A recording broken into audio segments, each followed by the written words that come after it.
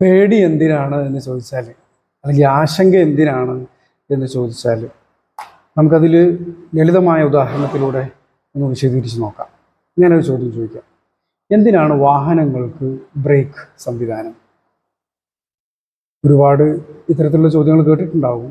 ഒരുപാട് മറുപടിയും നമുക്കിതിന് ഉണ്ടാവും. ഒന്നില്ലെങ്കിൽ ഹമ്പ് കണ്ടാൽ ബ്രേക്ക് പിടിക്കാനാണ്, ആപത്തില്ലാതിരിക്കാൻ വേണ്ടിയിട്ടാണ് എന്നൊക്കെ നമുക്ക് മറുപടി പറയാമെങ്കിലും യഥാർത്ഥത്തിൽ വാഹനങ്ങളിലെ ബ്രേക്ക് എന്തിനാണെന്ന് ചോദിച്ചാൽ ആ വാഹനം ഏറ്റവും അധികം സ്പീഡിൽ കൊണ്ടു നടക്കാൻ വേണ്ടിയിട്ടാണ് എന്നുള്ളതാണ് ശരിക്കുള്ള മറുപടി, അല്ലേ?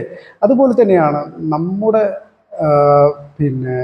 നമ്മുടെ ജീവിതത്തിലുള്ള പ്രധാനപ്പെട്ട നെഗറ്റീവ് ഇമോഷൻസായ പേടി അല്ലെങ്കിൽ ആശങ്ക, ഇതൊക്കെ നമ്മൾ ഉപയോഗിക്കേണ്ടത് ഒരു വാഹനത്തിൽ ഘടിപ്പിച്ചിരിക്കുന്ന ബ്രേക്ക് പോലെയാണ്.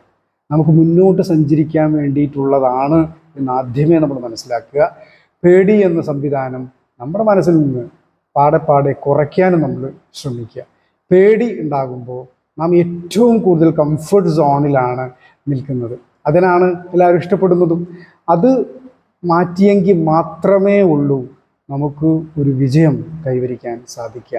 ആശങ്കകളും പേടികളും ഇല്ലാതെ ഒരു തുടക്കവും ഉണ്ടായിട്ടില്ല. എല്ലാ തുടക്കത്തിൻ്റെ പുറകിലും ആശങ്കകളുണ്ട്, പേടിയുണ്ട്, എല്ലാം ഉണ്ടായിട്ടുണ്ട്. എന്നാൽ ഈ പേടിയെ, ഈ ആശങ്കയെ അതിജീവിക്കുന്നിടത്താണ് മനുഷ്യൻ വിജയം കരസ്ഥമാക്കിയിരിക്കുന്നത്.